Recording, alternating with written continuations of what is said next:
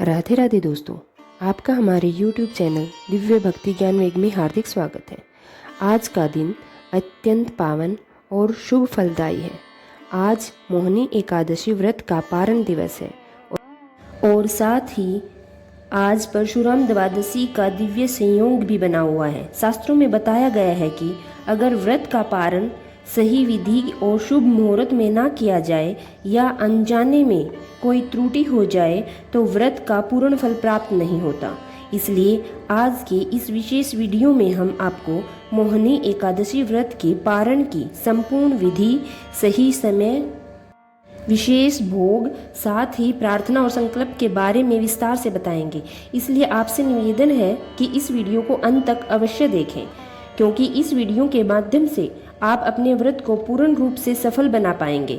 सबसे पहले द्वादशी तिथि के दिन स्नान आदि से निवृत्त होने के बाद भगवान से इस प्रकार प्रार्थना करें कि हे श्री विष्णु भगवान, हे लक्ष्मी नारायण भगवान, हे मोहिनी रूप धारण करने वाले प्रभु, आज के इस पावन दिन हम सभी भक्तों पर आपके चरणों के कोटि कोटि प्रणाम करते हैं। यदि हमसे व्रत के पालन में के नियमों में या पालन करते समय किसी भी प्रकार की कोई भूल हो गई हो तो हमें हे प्रभु अपनी असीम कृपा और दया से हमें क्षमा करें। हे प्रभु, हमारे इस व्रत को स्वीकार करें और हमारे जीवन में सुख, शांति, समृद्धि और धर्म की वृद्धि करें। हमारे मोह माया के बंधनों का नाश करें, हमारे सभी कष्टों का नाश करें और हमें सन्मार्ग पर चलने की शक्ति प्रदान करें।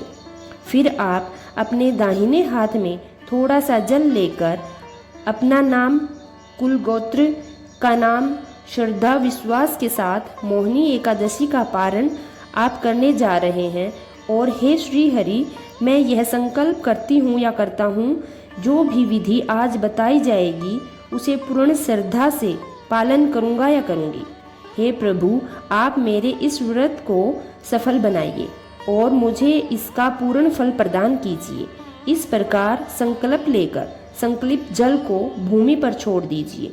फिर धूप दीप जलाकर चंदन का तिलक भगवान विष्णु को लगाकर भगवान की आरती उतारकर और तुलसी माता की पूजा करके तुलसी जी में जल अर्पित करने के साथ ही अपने सात्विक भोजन या फलाहार का एक हिस्सा गौ माता के लिए निकालकर आटा और शक्कर मिलाकर चींटियों के लिए डालकर या छत पर पक्षियों के लिए दाना पानी रखकर आप भगवान विष्णु को अर्पित किए गए भोग को प्रसाद रूप में ग्रहण करके व्रत का पारण कर सकते हैं।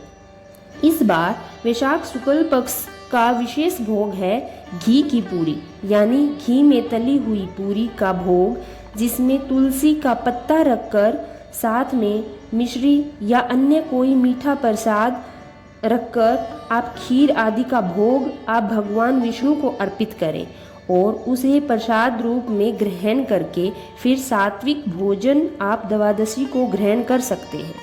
कई भक्तों का द्वादशी तिथि के दिन कोई दूसरा उपवास भी होता है। ऐसे में सुबह पहले एकादशी व्रत का पारण करें। तब इस समय आपको ध्यान रखने की आवश्यकता होगी कि अन्न या नमक का कोई सेवन व्रत खोलते समय नहीं करना है, क्योंकि आपने दूसरा उपवास भी अभी से आरंभ करना है। ऐसे में आप तुलसी का पत्ता मुंह में रखकर जल सेवन करके या पंचामृत का सेवन तुलसी पत्र के साथ करके व्रत खोल सकते हैं। उसके बाद आप दूसरा व्रत प्रारंभ कर फिर हल्का फुल्का फलाहार या फलों का जूस, ड्राई फ्रूट्स आदि का सेवन कर सकते हैं।